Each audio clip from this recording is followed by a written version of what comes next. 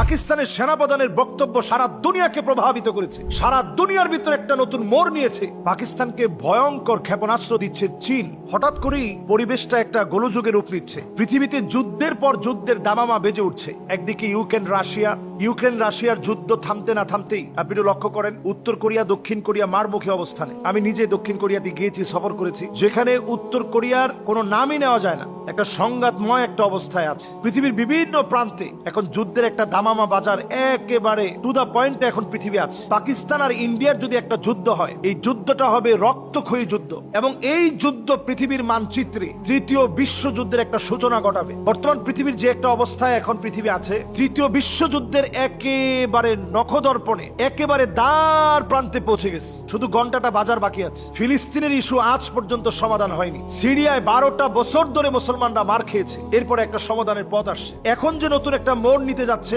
পাকিস্তান আর ভারতের একটা যুদ্ধের যে সম্ভাবনা দেখা দিয়েছে, আমরা দেখেছি ভারত অলরেডি নতজানু হয়ে যাচ্ছে। যারা বাংলাদেশকে 3 মিনিটে দখল করবে বলে বাংলাদেশকে হুমকি দেয়, 3 মিনিট সময় লাগবে বলে যারা বাংলাদেশকে হুমকি দেয় যে বাংলাদেশকে 3 মিনিটে দখল করব, তাদেরকে শুনিয়ে দিতে চাই, মুসলমানরা এমন এক জাতি, সংখ্যা দিয়ে দুনিয়াতে মুসলমানদের কোনো বিজয় আসেনি। আপনি হিস্ট্রি ঘেটে দেখেন, ভারতকে যে আমরা বিজয় অর্জন করে শাসন করেছি, 17 জন মুসলমান মোহাম্মদ বিন কাসেমের নেতৃত্বে 17 জনকে দিয়ে একটা বিজয় বিপ্লব আসছে। সুবহানাল্লাহ বিহামদিহি। সারা পৃথিবীর হিস্ট্রি ঘাটলে দেখা যায় মুসলমানদের প্রত্যেকটা বিজয় এমন বিজয় ছিল, সংখ্যা দিয়ে আসে নাই। আল্লাহ তাআলা বিজয়গুলো দিয়েছেন নিজ হাতে, আল্লাহ তাআলা দিয়েছেন। ইয়ারমুকের যুদ্ধে রোমকদের বিরুদ্ধে লড়তে গিয়ে মুসলমান ছিল মাত্র 36,000, অপোজিটে রোমক সম্রাটের সৈন্য, সেই সময়ের সবচেয়ে সুপার পাওয়ার আমেরিকা বর্তমান যেমন, তারা ছিল ঠিক সেই সময়ে তেমন। এরা যখন লড়তে গিয়েছে মুসলমানের সাথে 2,40,000, আমরা 36,000, যখন মুসলমানের সঙ্গে লড়বে, চীনের কাছে সাহায্য চেয়ে তখন একটা চিঠি লিখলো যে তুমি কিছু সৈন্য পাঠাও। এই চিঠি লিখছে রোমের সৈন্যরা,